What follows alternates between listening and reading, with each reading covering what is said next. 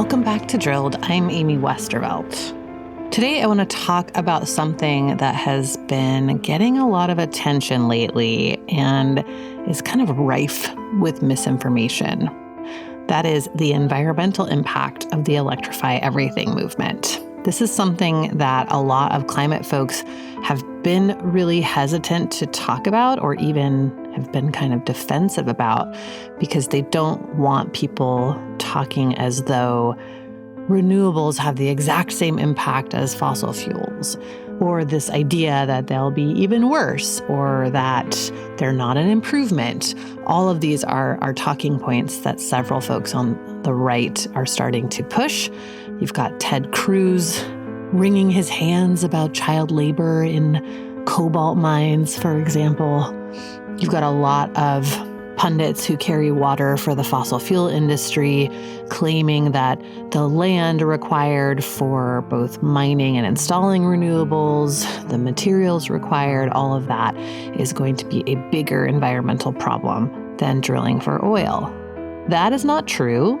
However, there are definitely impacts. And one of the key ways that we can minimize those impacts is to curb energy consumption across the board. We are at this moment right now that's very pivotal where the US in particular is trying to plan out an energy transition. And instead of going, oh no, electric is great, we don't need to think about this stuff, it's actually the perfect time to figure out how to minimize the environmental impact of our energy system. One way to do that is to curb consumption. That is not something that any energy company wants to talk about. It's not something that most American capitalists want to talk about, but it is absolutely necessary for systemically addressing the problem of climate change. I wrote about this recently in The Intercept, and for that piece, I interviewed a really interesting researcher on this subject, Thea Riofrancos. She recently put out a report for the Climate and Community Project entitled Achieving Zero Emissions with More Mobility and Less Mining. That report concluded that even relatively small, pretty easy to achieve shifts in our behavior, like reducing the size of cars and their batteries, could deliver big returns. A 42% reduction in the amount of lithium needed in the US, even if the number of cars on the road and the frequency with which people drive stayed the same. I asked Riofrancos to talk me through her report and all of its very interesting findings. And that conversation is coming up after this quick break.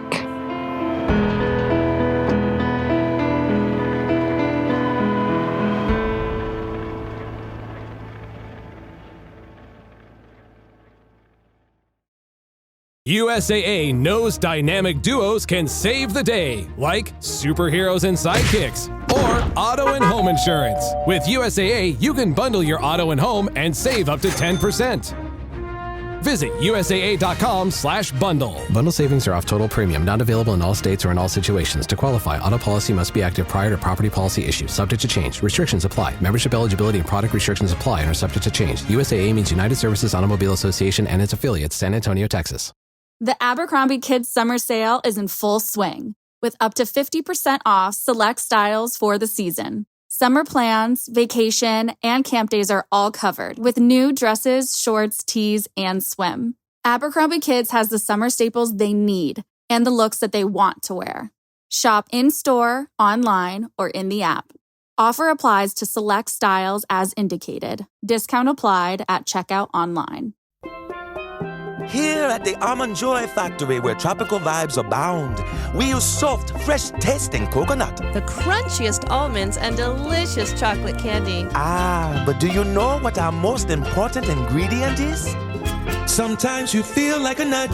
Sometimes you don't.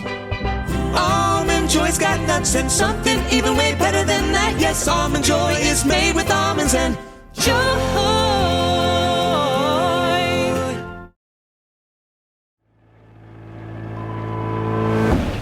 I am Thea Riofrancos, and I'm an associate professor of political science at Providence College and also a member of the Climate and Community Project.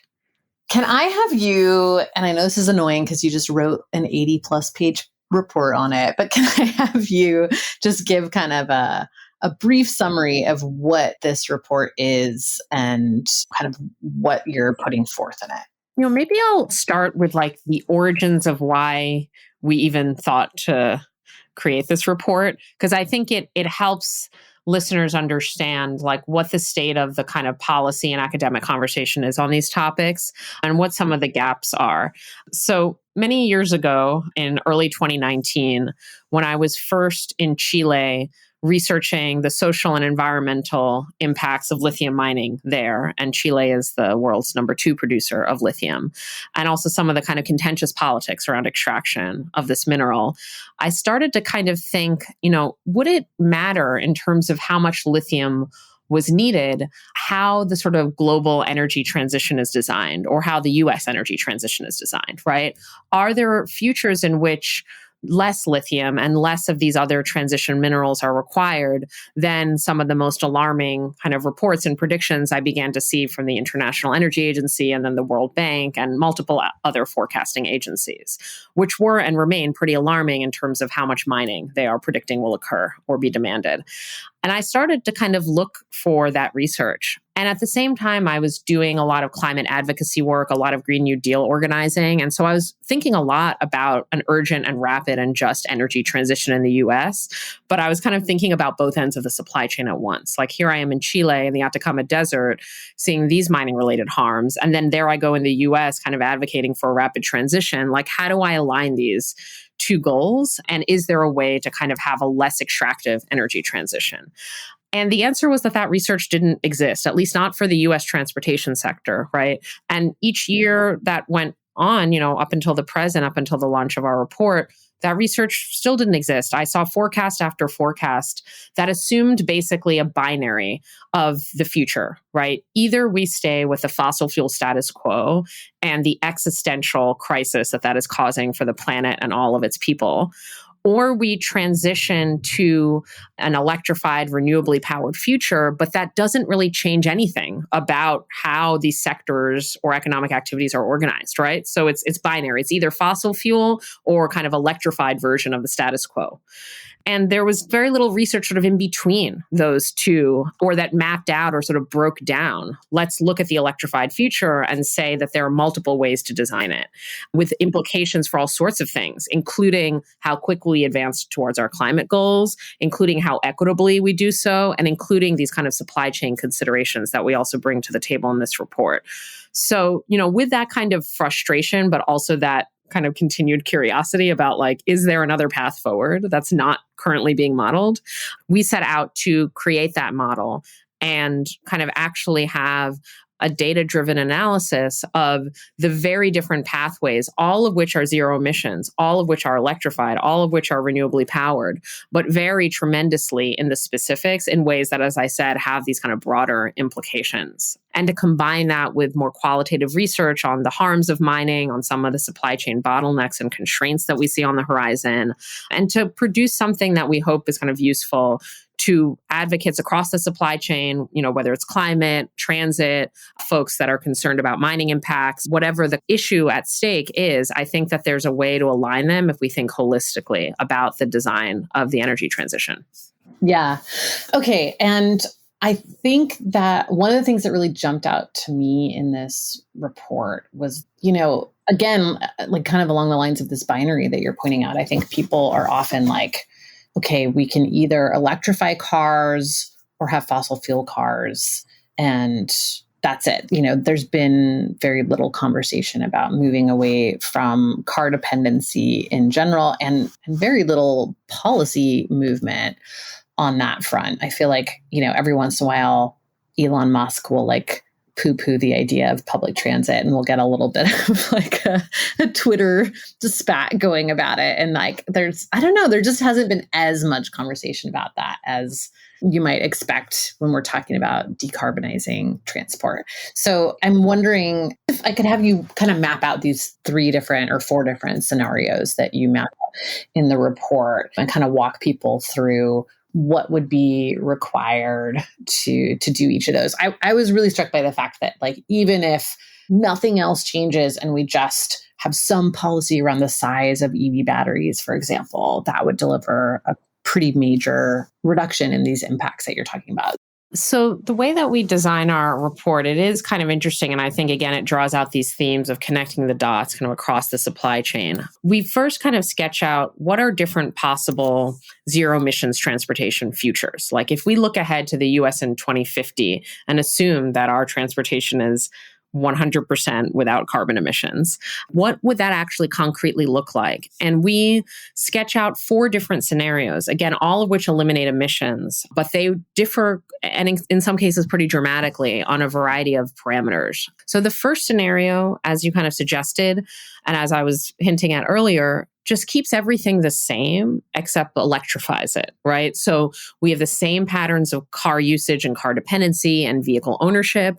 We also have the same kind of land use patterns of that suburban sprawl that itself incentivizes car use or even requires it.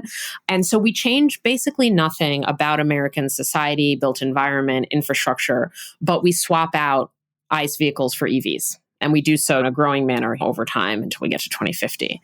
That's scenario 1, electrified status quo.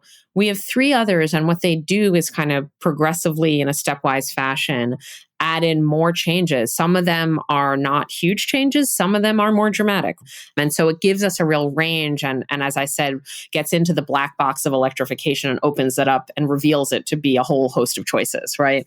So in scenario 2, what we look at is shifting mode share. And that's just a fancy technical term for what percentage of people are using what types of transportation for their trips. You know, am I using a bus, or am I using a bike, or am I, which mode of transportation? Or am I using a car, right? And so we move people so that more of those trips are being taken in non-car options. But we still have cars. We still have EVs, but we start to nudge people towards buses and cycling and walking, right? In the third scenario, we do more of that. So we do more of that mode shift towards transit, cycling, and walking. We also densify metropolitan regions, right? We see a lot of sprawl in ways that are very out of line with like the rest of the world. Like when we move especially to the edges of a city or to those first ring suburbs and then out to the exurbs, like the distances just get really big. And we don't even have to go to rural areas to see that sprawl or that distance. And so we densify things a bit so that the distances are shorter. And those changes also get accompanied by a decrease in how many people own vehicles. Right. So that's scenario 3, more of a mode shift, slightly denser metropolitan regions, and lower levels of car ownership. Scenario 4 is like our turbocharged, in a positive sense, scenario, right? Our most ambitious one. We do all of those things, but more. We say like, what if we really brought mode shares in line with like the places in the world where folks use like the most transit or cycle the most, right? What if we densify even more, right? Or bring vehicle ownership rates down even more? And I just want to flag that even in scenario 4, there are lots of EVs, right? And I'm aware of, the debates around this topic, right? So I just want to flag that we don't actually eliminate electric vehicles in any of our scenarios. We just play around with getting people to take trips through different modes, making those distances shorter, and discouraging car ownership, which tends to happen when there are other modes available and also when the distances are shorter. Right. Can you talk through what the obstacles to those kinds of shifts are? What are the things stopping either the options being made available or people availing themselves of those options? Right. I might, if you don't mind, just slightly personalize this because I have experienced this firsthand where I know that in the US, and especially in auto industry advertising to consumers, cars are very associated with freedom, right? This is like the American dream is like you drive anywhere, everyone owns their own car. But, for me, when I look at the transportation system and also my own interaction with it in my own life, I experience this as like a lack of choices, like a lack of freedom, right? Like I have lived in places where it was not only not required, but actually more annoying to have a car than to use a bike or bus or a subway or something else. And I now live in a place where the opposite is true. I live in a city, which is Providence, Rhode Island, but it's very hard to just live your daily life and be a full member of society without owning a car. Mm-hmm. And it's actually the first place where I got a driver's license. I think I was 31 or 32.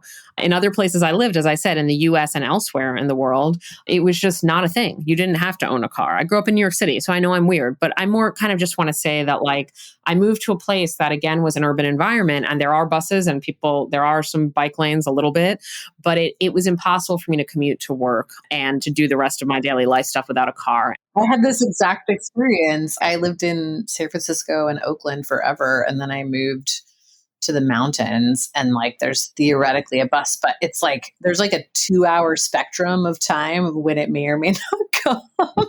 So, you know, if you have like a normal job where you have to be anywhere at a particular time, that's not going to work for you. And that's the only option, you know?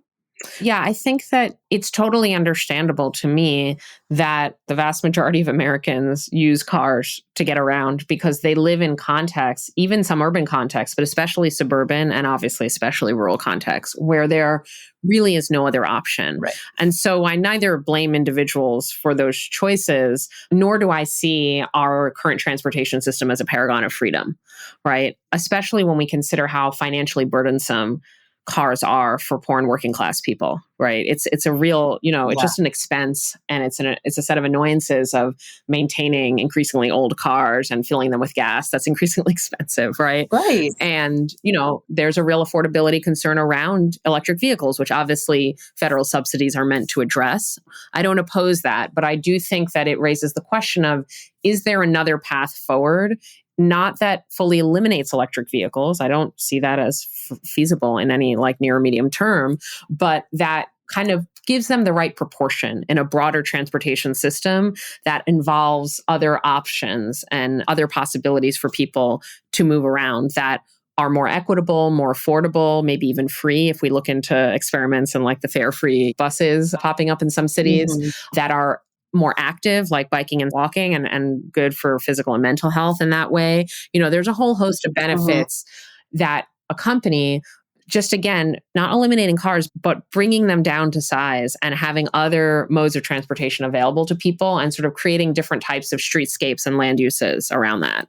Yeah. Like, what are the forces that are pushing against that? Because I feel like most people, average Americans, are like, yeah, it would be great if I had a cheap and easy way to get around. Yeah, it's a lot of kind of political and economic interactions at a variety of scales of our, you know, government and economy, right? I mean, I think that we could go back in the early 20th century and look at what were some critical decisions that were made that kind of put us on this path dependent, which has got, of course, like much exacerbated in the sort of post-World War boom and the sort of great acceleration in the 1970s, right? We could look at all these critical moments where it's often a confluence of lobbying efforts by some combination of the fossil fuel or auto industry, in some cases specifically to dismantle what prevailed in a prior era of like streetcars in downtown urban areas, right? That were in some cases eliminated to make more room for cars or to make wider avenues,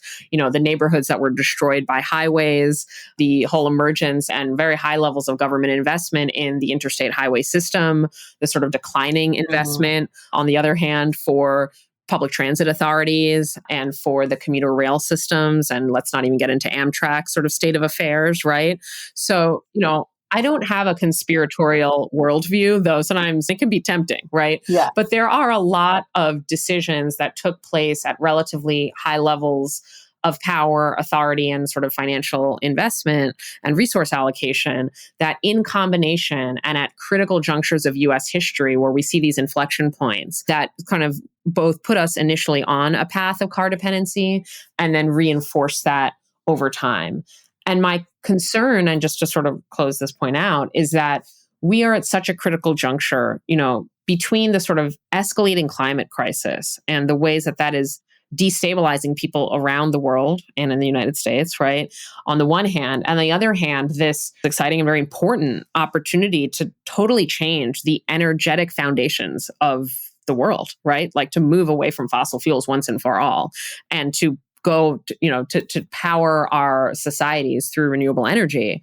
But we're at a critical juncture in terms of specifically how that renewable energy transition is designed, who the winners and losers are, what decisions made around certain trade-offs, right, in the sort of policy and resource decisions. So I'm worried that this moment, which could, if we think about it critically, organize around it and advocate for it, maybe put us on a slightly less car-dependent path, right? And use this as a moment to create a different kind of infrastructure of transportation, will instead reinforce not only car dependency itself, but with the idea that like EVs as an individual technology are the panacea, right?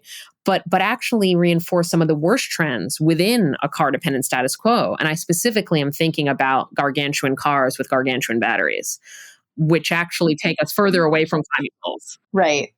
Which we're seeing like an explosion of in the last year or so. I feel like it's like the EV truck and just so many of the Super Bowl ads last year were for these like oversized EVs. And I was like, oh God, why? There are reasons, terrible reasons, bad reasons, like bad faith reasons, and more understandable reasons that this trend is happening. And it is a real trend. We currently, US average battery sizes for electric vehicles are like double where they were a decade ago, and also double like the global average.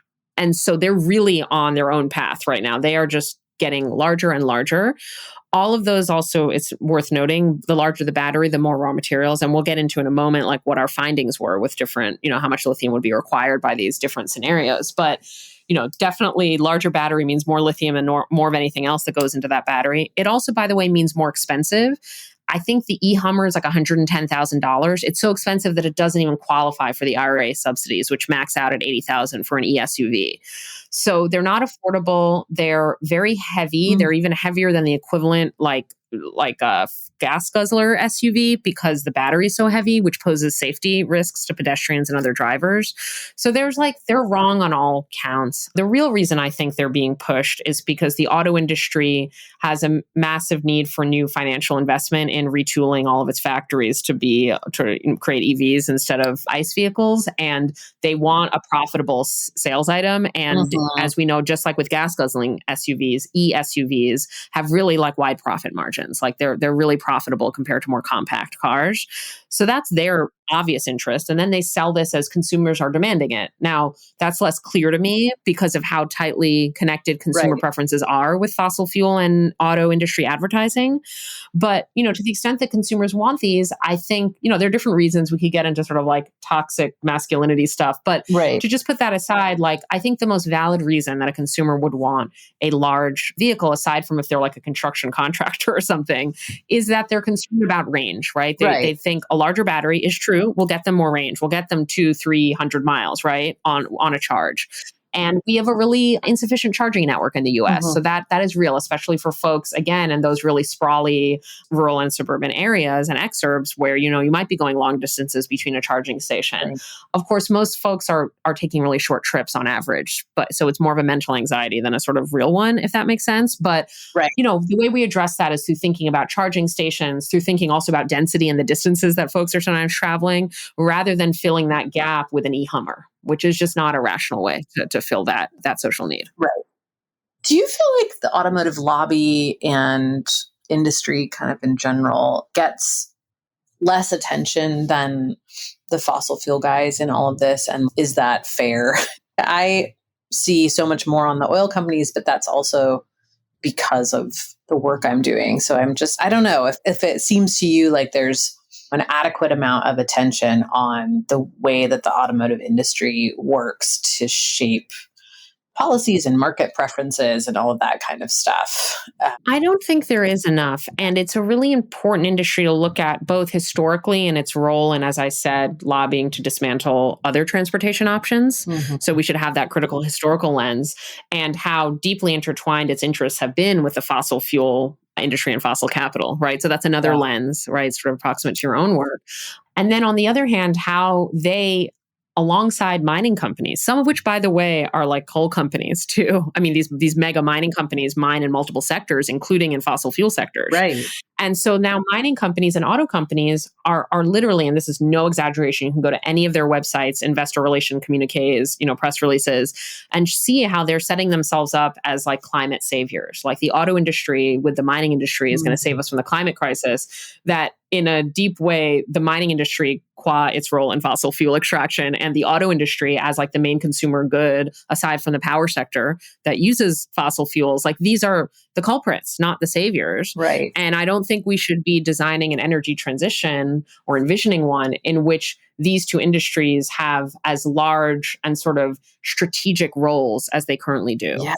And we should be sort of thinking about like, again, what were the causes of the climate crisis? What would a society, a zero emission society look like that's equitable and just? And like, what role then should technologies like lithium batteries, electric vehicles, and the mined materials that furnish them play in that, right? Rather than kind of assume, as I worry that some, colleagues in the climate sort of world are doing, is that any new lithium mine built is like climate action, or any EV sold is climate action. Right. When we know that many people buying EVs, it's their third car, and we don't even know if it's replacing the use of their gas. I mean, the data is still in progress there, right? But it's not the same to buy an EV as to bring down emissions, right? We have to evaluate those separately and see how they relate to one another. Yeah. While I'm absolutely in favor of electrifying transportation, 100%, and EVs are going to play a role there, I just think we need to disentangle, like our goal is confronting the climate crisis and politically confronting and economically confronting the actors that caused it. And that should be our kind of horizon and our framework for what specific policies or practices we advocate for. Yeah.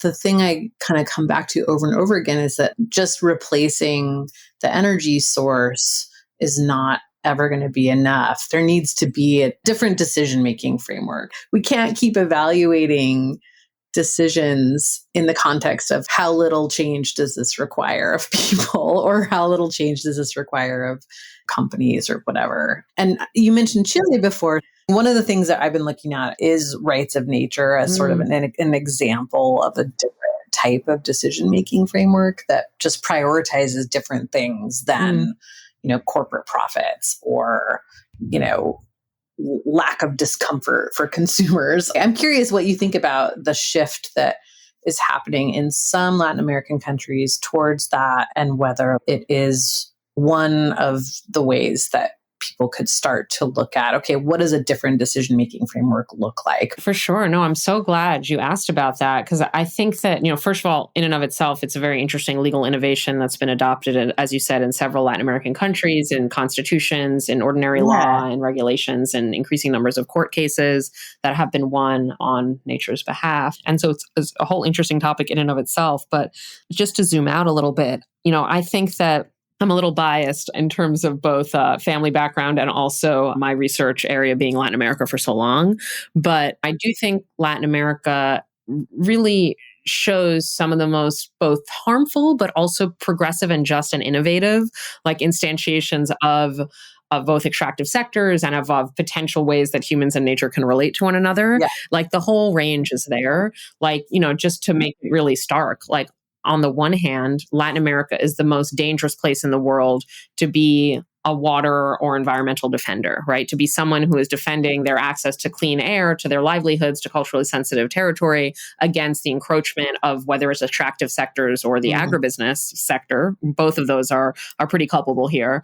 It is extremely dangerous to be an activist, and people get killed every year doing just that, right? Engaging in forms of civil disobedience, right? So on the one hand, it's an extremely dangerous place to engage in this protest. On the other hand, it's the place where we see, and these are probably in some ways not unrelated facts, like some of the most militant and inspiring forms of protest against fossil fuels, against extractive industries more broadly, mining, et cetera, against, large-scale hydroelectric dams, a whole host of projects that have been seen to be harmful to people or environments. People are willing to fight over them, right? And also, whether it's direct action or whether it's in the electoral arena and electing people that hold these values, or, whether it's rewriting constitutions and ratifying them. And so, we just see a very contentious, both on the harmful end and on the inspiring end, kind of political economy of extraction in Latin America.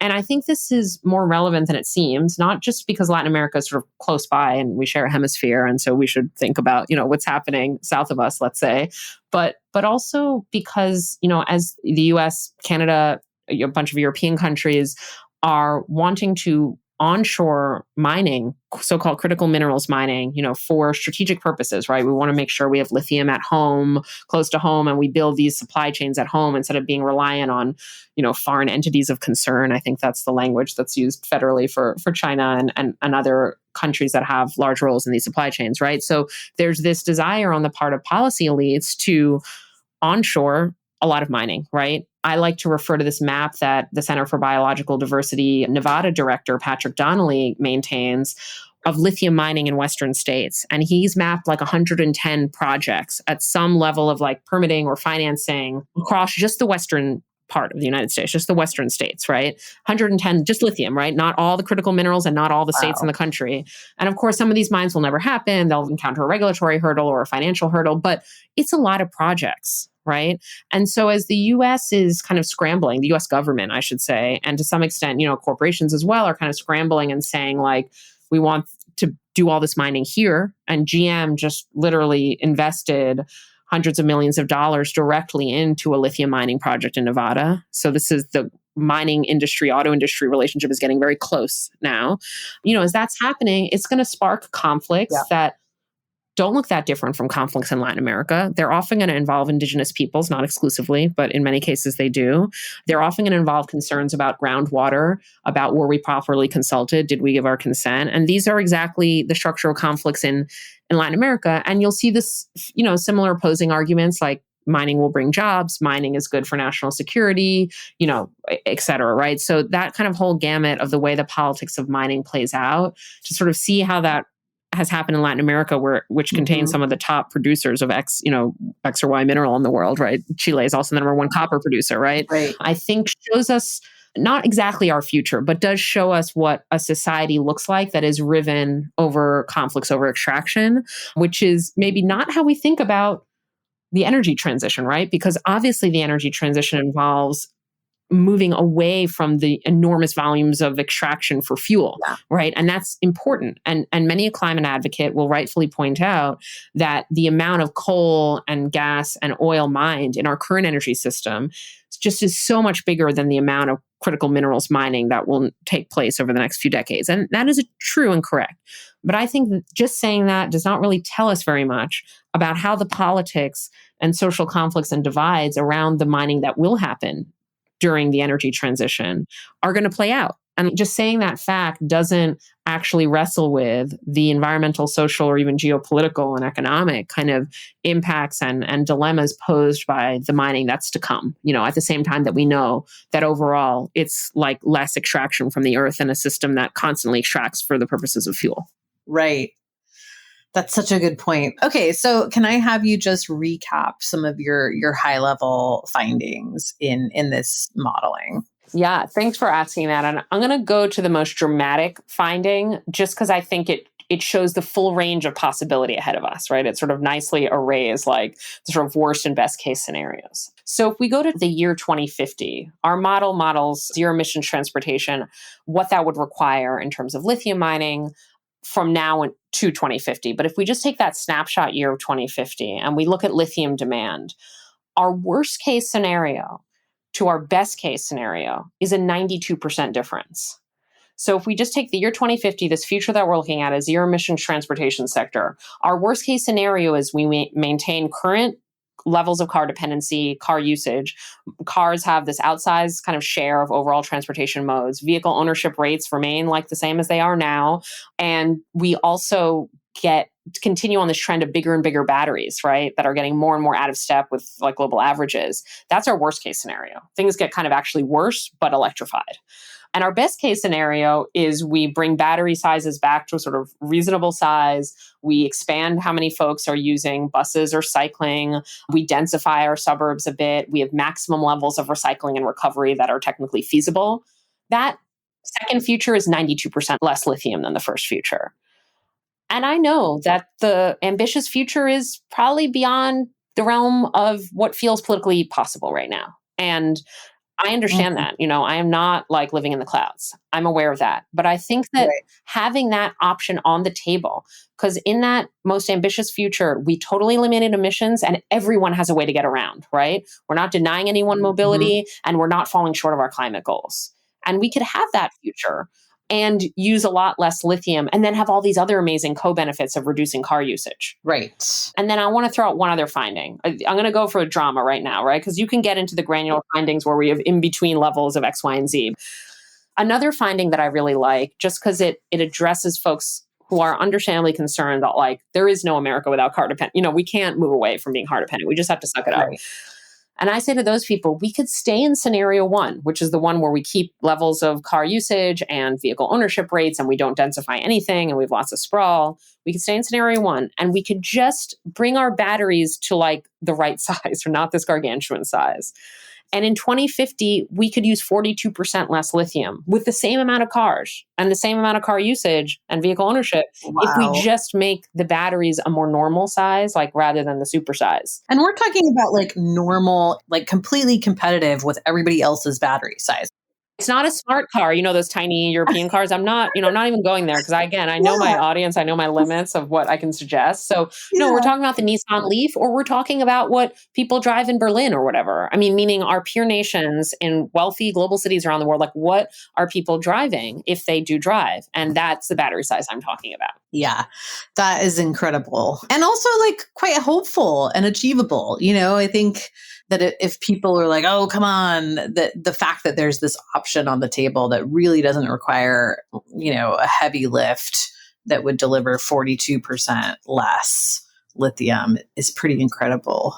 Awesome. All right. I'm going to link to the report in the show notes and encourage people to go read it because it did actually, I don't know, whenever I read reports like this, I'm like, oh, okay, like there is actually a way to do it. Because I think that a lot of times that's where people get stuck is like, okay, but how on earth would we ever do it? And you've mapped it out here, which is very helpful. I'm so glad. And as I said, like such a fan, I've like assigned my students the Drilled podcast from the beginning. Cause like when I teach on the politics of oil and stuff. Oh, that's so nice to hear. Yeah. I'm thrilled to chat with you and hope it happens again sometime.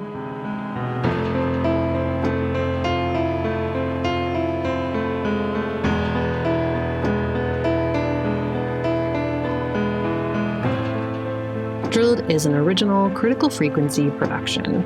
Our producer is Sarah Ventry. Sound design, mixing, and mastering are by Peter Duff, who also wrote our original score. Our First Amendment attorney is James Wheaton at the First Amendment Project. And the show is reported, written, and hosted by me, Amy Westervelt.